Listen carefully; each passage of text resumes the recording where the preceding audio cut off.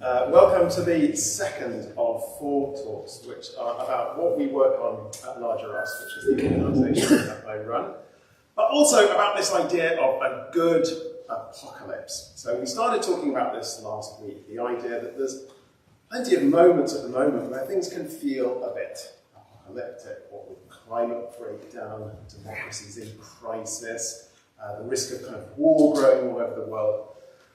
But I want to introduce throughout all of these talks the idea that an apocalypse doesn't have to mean collapse and breakdown. It can also bring out the best of us. It can be times of extraordinary renewal and rebirth. And I also talked last week about the idea that maybe we are the tipping point that determines whether an apocalypse is the breakthrough or the breakdown kind. And what we're going to talk about this week and then in the next 2 weeks is 3 levels at which this happens, which I call I, we, and world. So this week we're going to be talking about the I level, what happens in our heads. Next week is all about we, relationships. And then finally we'll get to the world level, the kind of big social change level. But today I'm going to talk about I, and I want to start and focus on the whole question of how we deal with things that we find scary or threatening. And I'm going to start with a story from my life, and it's a pretty unpleasant story, just to warn you. It's a story of when I got attacked when I was a student, but there is a reason why I'm saying it. So this happened back in, I suppose it must have been 1993. I was in my first year of doing an undergrad degree living in Edinburgh. And one night, it was about, 11 p.m. or something, and I was walking on my way to a techno night, which I really adored. And as I was walking down a street called Southbridge in Edinburgh, I noticed there was a big knot of kids, about the same age as me, hanging around at a bus stop, and stupidly I walked through them rather than crossing the road. And one of them stopped me and said, "Hey, have you got the change for the bus?" And I didn't have any change on me and said so. And he leaned in and said, again, "Give me the change for the bus fare."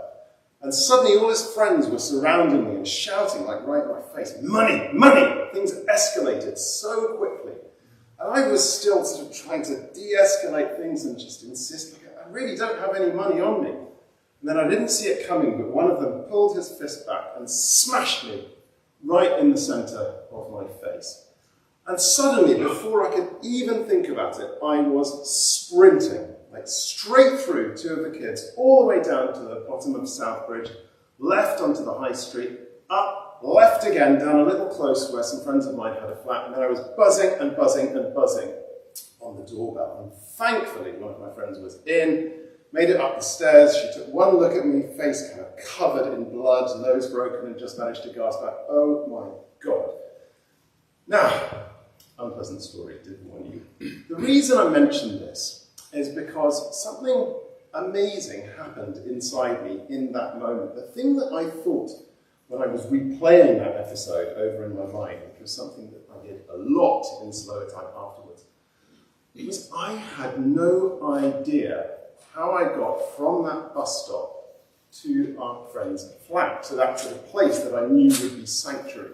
My conscious mind had been kind of brushed aside as something that was irrelevant, and some deeper, more kind of animal part of my brain had just kicked in and done what was needed to keep me safe. Now, I didn't know it back then, but what was happening inside me at that moment was that a little gland called the amygdala, which is down here at the base of our brains, had fired up automatically with no intervention from my conscious brain.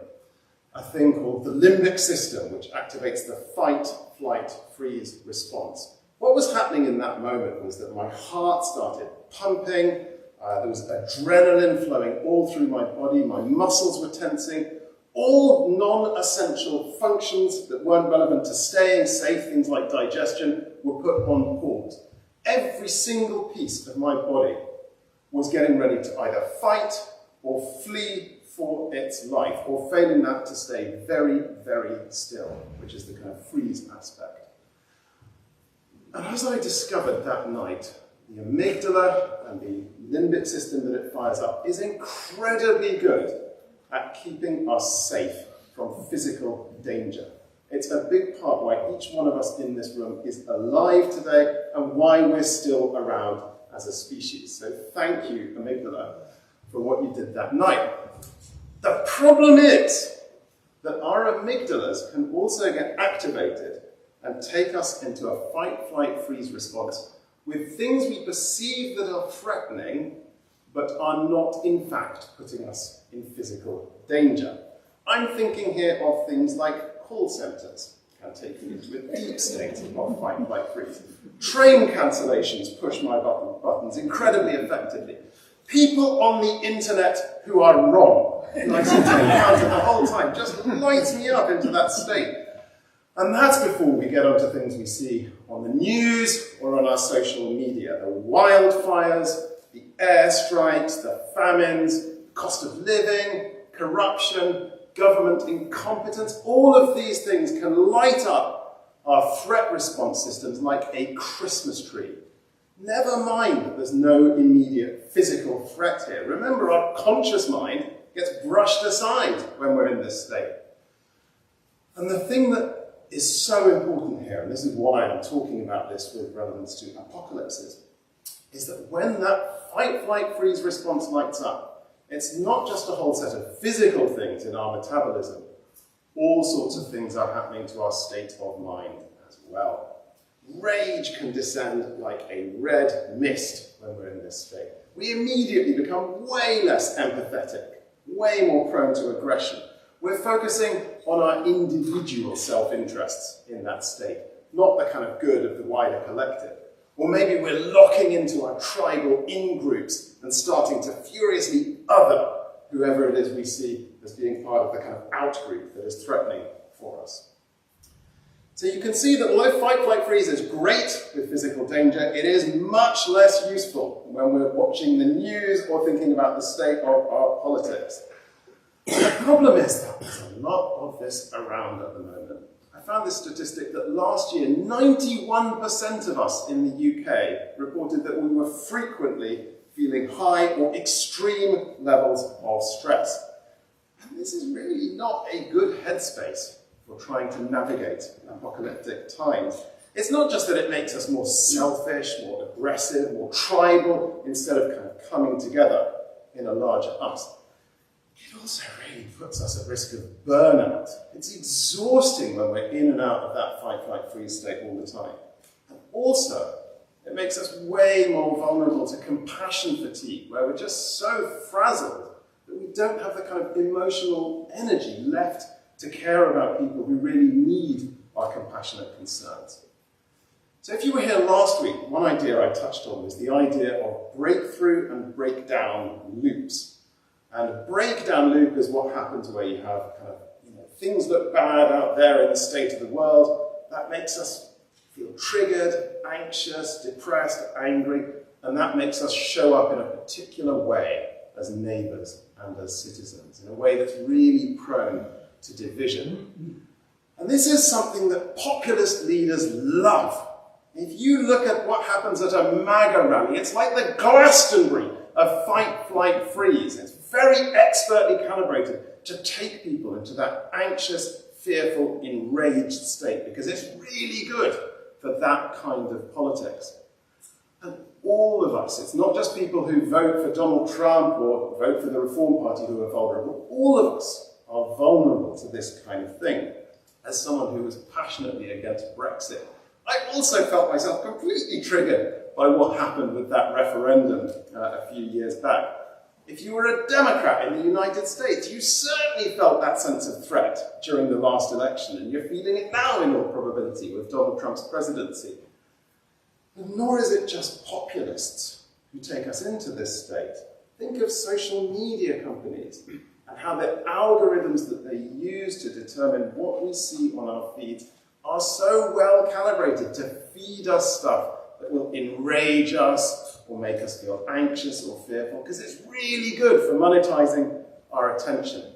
And by the way, progressive campaigners do this stuff, the whole thing too. I've spent years working with organizations like Oxfam, and we know very well that if we want you to give money, then a really good way is to trigger you, to feed you some traumatizing imagery, because it fires people up and makes us more likely to give money.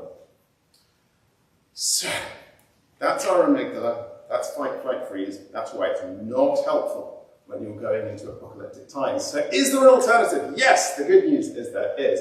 Let me tell you about an amazing man called Viktor Frankl. Maybe you've heard of him. He wrote that extraordinary book called Man's Search for Meaning. Now, Viktor Frankl lived through a kind of level of hell that I hope none of us in this room have to experience. He was in the concentration camps in World War II. He lost most of his family there, nearly died himself. And yet his message is a fundamentally hopeful one.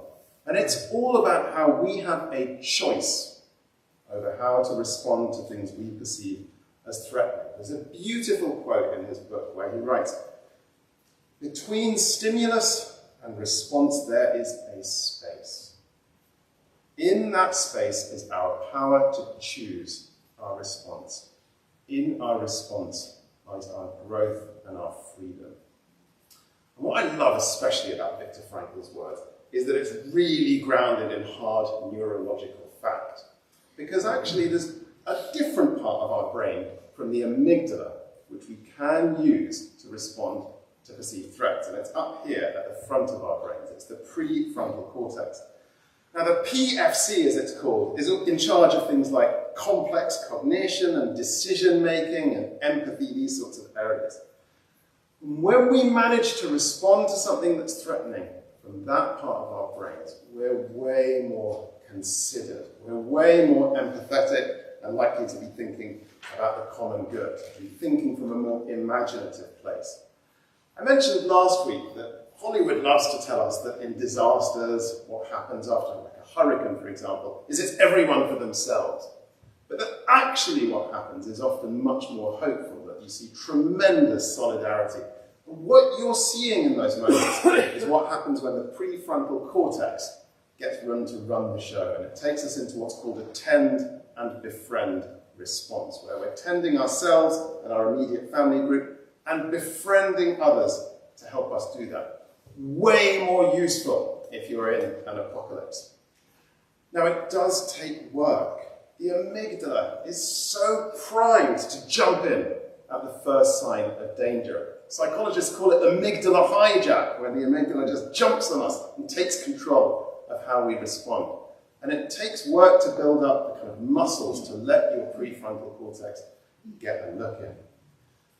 And it's something that people like first responders or special forces train for. But I think in this day and age, with this much around that's kind of scary or threatening, all of us need to work on building up those skills.